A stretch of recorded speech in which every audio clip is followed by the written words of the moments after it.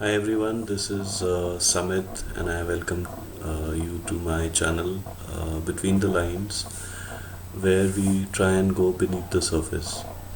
So today I bring to you a very interesting topic which is very closely linked to the previous video about the Western media bias.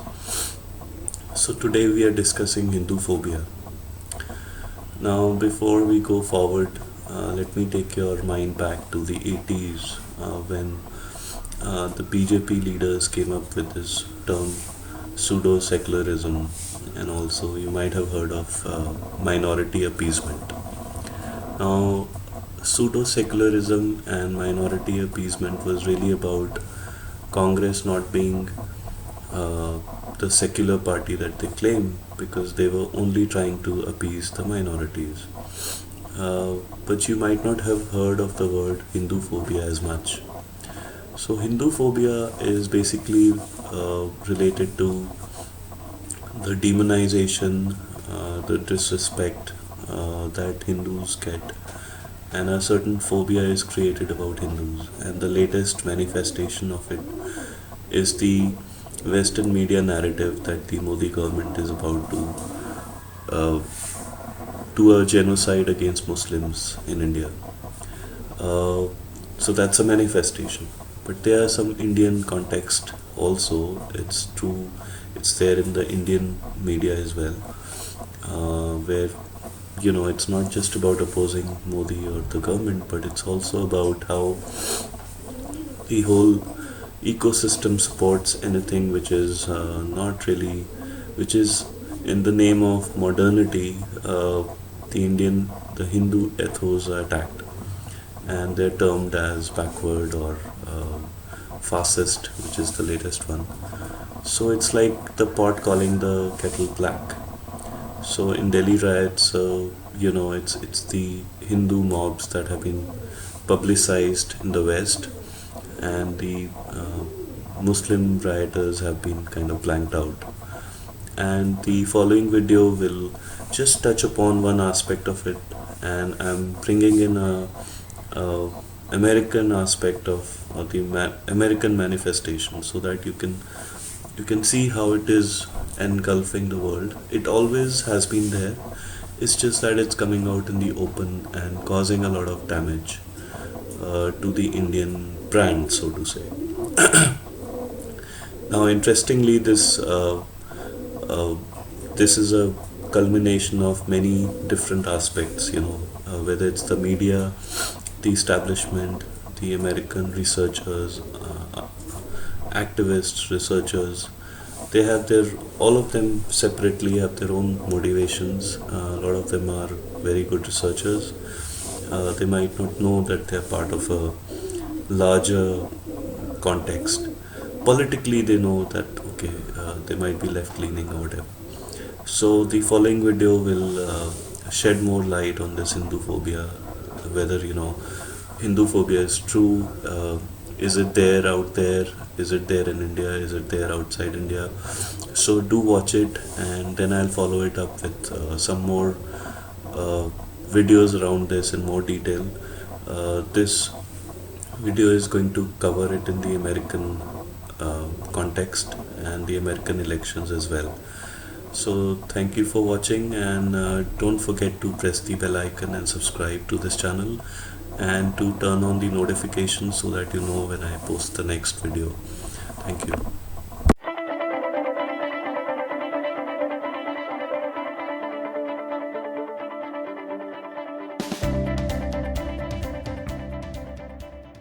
Hi everyone, this is Samit. Welcome to Between the Lines, and it's been a while. I thought I'll come back a bit earlier with my next video, but interestingly, some things took over. So the first video, or the last video, which I really posted was about the Western media bias, and interestingly, some things have happened that kind of have played into that video, and we're going to talk about them today. So, what has happened with this Western media bias? So, I don't know if you guys have heard of Tulsi Gabbard. So Tulsi Gabbard is one of the Democratic presidential candidates, and she's still in the running, just about in the running. So she has called out Hinduphobia in the US, and she is a congresswoman, and she's been in the Congress for a few years now, and is a relatively well-known personality. Obviously, that's why she's running for president. The chances of her winning are very next to impossible, but it's a big deal for her to reach at this point. So, having said that, what did she say, and what has happened, and who is Tulsi Gabbard, and what is this about Hindu phobia? So, basically, uh, Hindu phobia is nothing but the phobia or the bias against the Hindus in a systemic way. And how does it happen? And what are its manifestations? And is it for real, or am I just making it up? Well, don't believe me, you can believe Tulsi. After all, she's running for president and she's being discriminated against.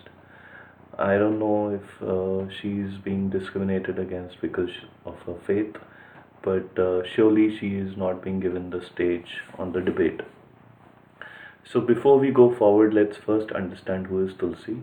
So Tulsi is a young congresswoman. She served in the military. She was born in American Samoa and lived in Hawaii. These are really small islands of the U.S., and they don't have a big population, so they're not that important politically. But she was part of the ISKCON movement and so on, and she converted to being a Hindu. And she supposedly had a very close relationship with the BJP establishment. I don't know what the contours of that relationship are, but there was an article about 3 4 months back or whatever, and that alleged that the campaign that she's running for president is funded by the overseas wing of the BJP. I don't know how true is that, but I'm sure she's first going to the Indian Americans there to garner her support. So maybe there's some truth to it. I don't know if there is any conspiracy to be had there. Anyhow, she's now in the running, and it's a very interesting twist of the tale because she's in the running despite really having less than a percentage of the vote.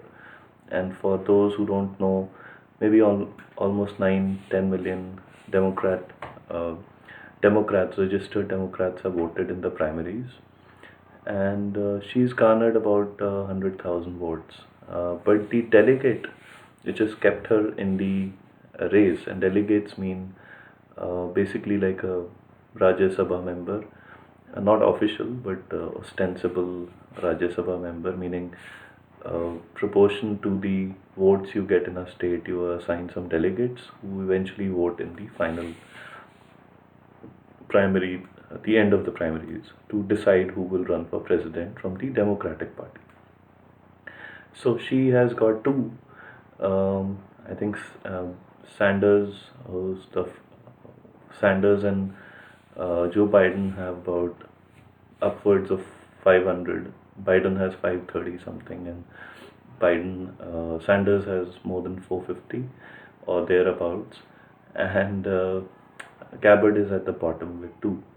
But it's a very interesting story as to how she got there because uh, she's got, interestingly, in American Samoa, two delegates, and if I read the number of votes, she got 103 votes to 175 for Bloomberg. So she's on the board because of 103 votes. This is amazing. So it's almost like destiny.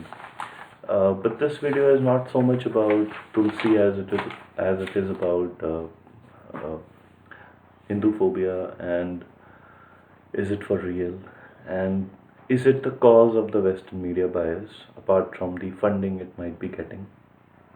So are there some biases, prejudices, judgments people have So I'll read out what Tulsi alleged in a tweet.